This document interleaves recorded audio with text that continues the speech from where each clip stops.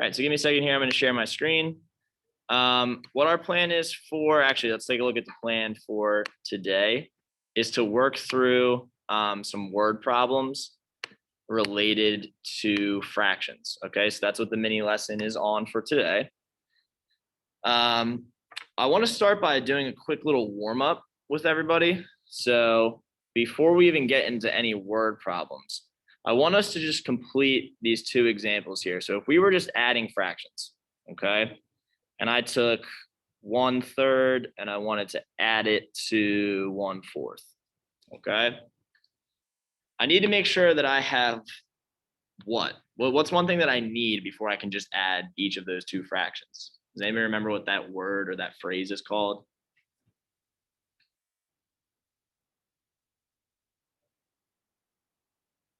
The abbreviation is LCD.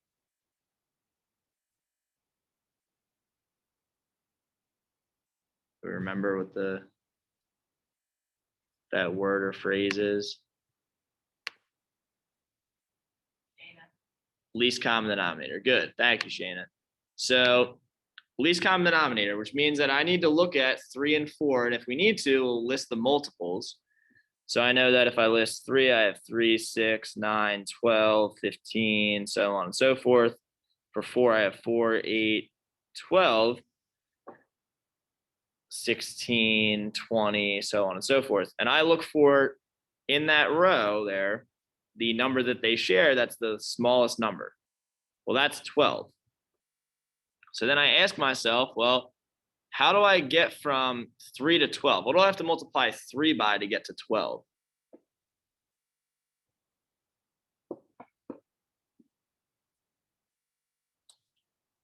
Three times what number gives me 12?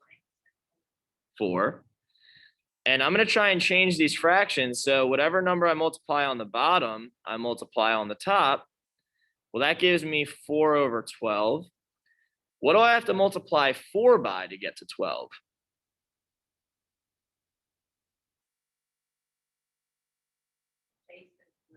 3. 4 times 3 gives me 12. 3 times 1 gives me 3. Now that I have a common denominator, I can go ahead and add across the top, and my answer here is 7/12. Okay. And that's what we need to be able to do, whether we're adding or even subtracting. Say we change this and we said, well, what's 1/3 minus 1/4? I would still need to change the common denominator. I would get 4/12 minus 3/12, and I would get 1/12. Okay. So we need to make sure we are aware of how to get a common denominator. We can list multiples. That's probably the easiest way for us. And then I have to think to myself, well, how do I get from this denominator to the one I need? And I have to multiply top and bottom by that number and do it for each fraction. Now, how are we going to apply this to a word problem? Because your assignment tonight on Alex is going to be a list of word problems where you need to make sure that you are aware of what information you need to take out, how you might add or subtract fractions. Okay, so I'm going to write out an example here of a word problem. All right, let's just say Isaiah finished his history assignment in 3/4 of an hour. So I have 3/4. Isaiah finished his history assignment in 3/4 of an hour. He then completed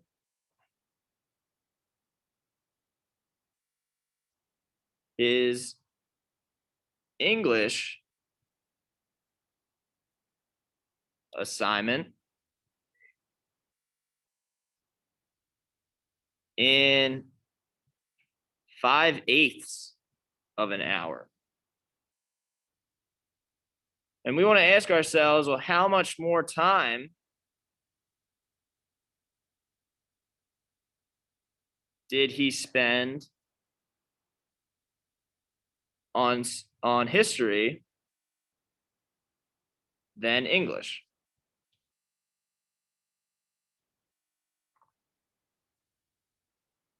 So Isaiah finished his history assignment in 3/4 of an hour. He then completed his English assignment in 5/8 of an hour. How much more time did he spend on history than English? What do you think we're going to have to do with that 3/4 and the 5/8 to see how much more time he spent on history than English? So say you work on something for an hour, you work on something else for 45 minutes. What's the difference between those? What does difference tell me that I need to do between those two fractions?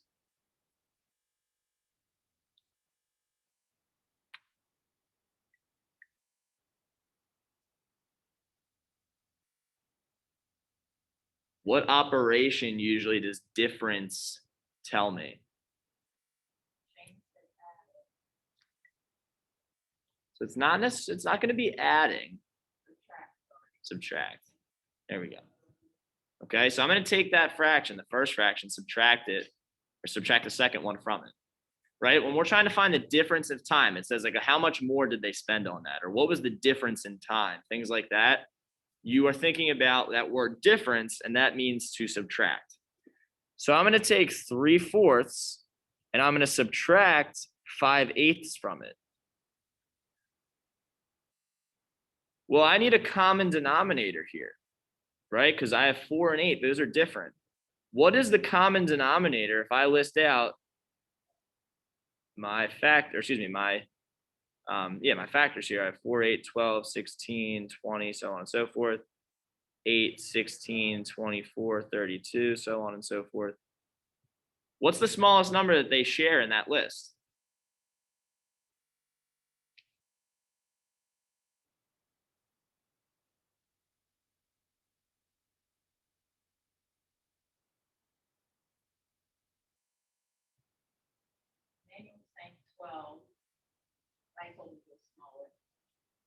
So 12's in my top list. It's not in my second, though. Has to be in both.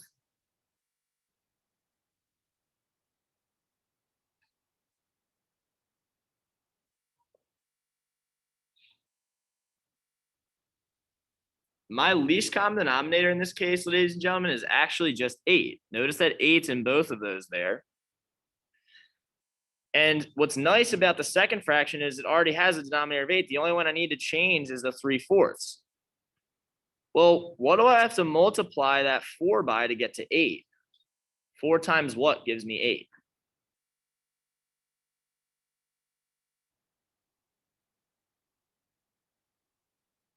2. Job, Emmanuel. And I need to multiply top and bottom by that. So I'll have 6/8 minus 5/8. Now that I have the same denominator, my answer here is 1/8 hours. Make sure that we include units.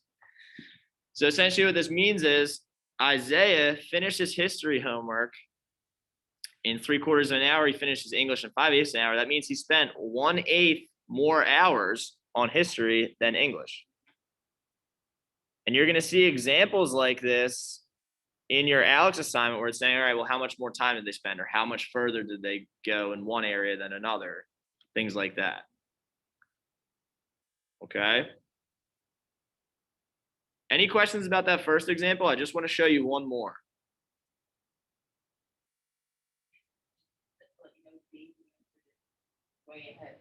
Okay. So David, nice job. All right, let's do one more example here. I'll set this up. I know it's take a little bit of time to write this out, but just bear with me. Example number 2. Shayna runs 1/3 of a mile. She runs 1/3 of a mile. She takes a rest and then runs an additional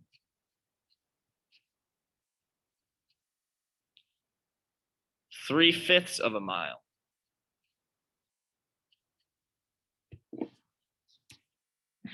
How far did she run?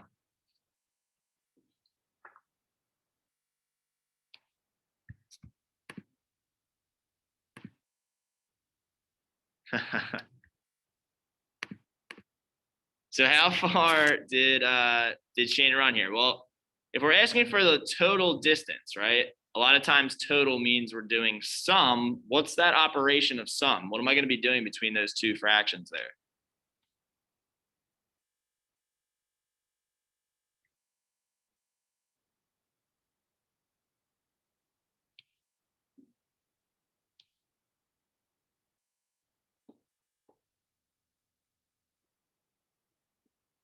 If I'm summing, what am I doing?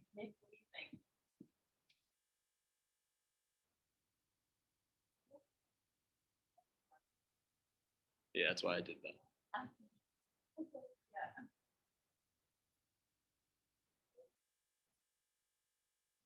What am I doing with those fractions? If I have a third and 3/5, I'm doing the sum of those things to try and find a total distance. What does the word sum mean? What's that?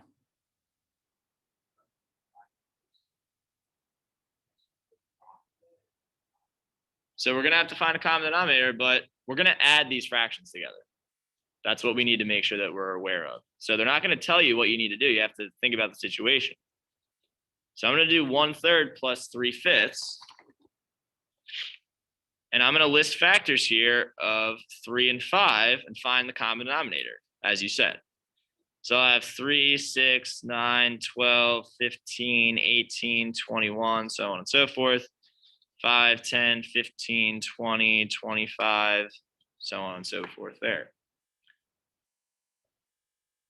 What number is in both lists that's the smallest number I can use?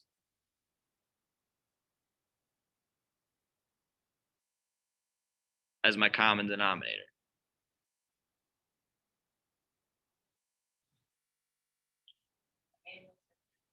15, good.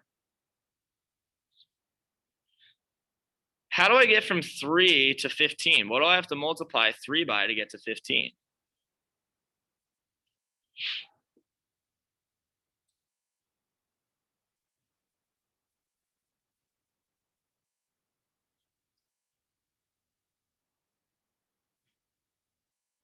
Three times what gives me 15? 3. Not 3.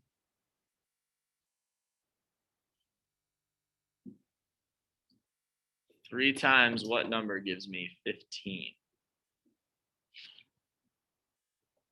5, my bad. That's all right, 5. So I have to multiply top and bottom by 5. Now I have 5 over 15. 3 times 5, I think you might have been answering the second one. 3 times 5 gives me 15, multiply top and bottom there.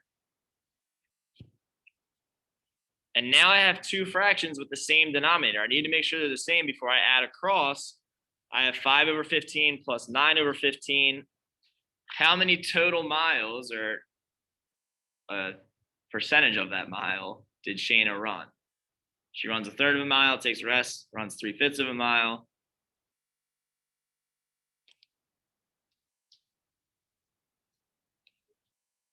What's my final answer here? What's 5 over 15 plus 9 over 15?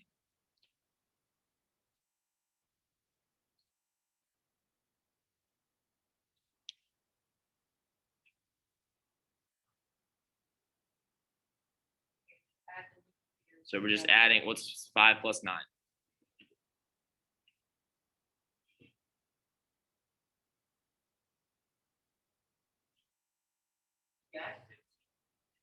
Close. Going in the opposite direction. Ladies and gentlemen, it is 14 over 15 miles.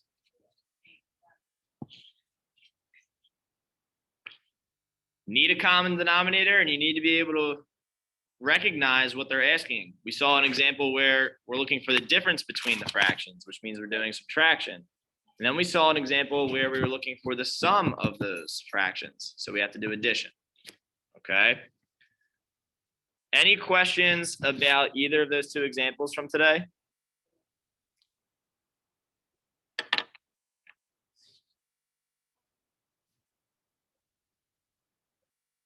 Okay. Need 2 seconds here.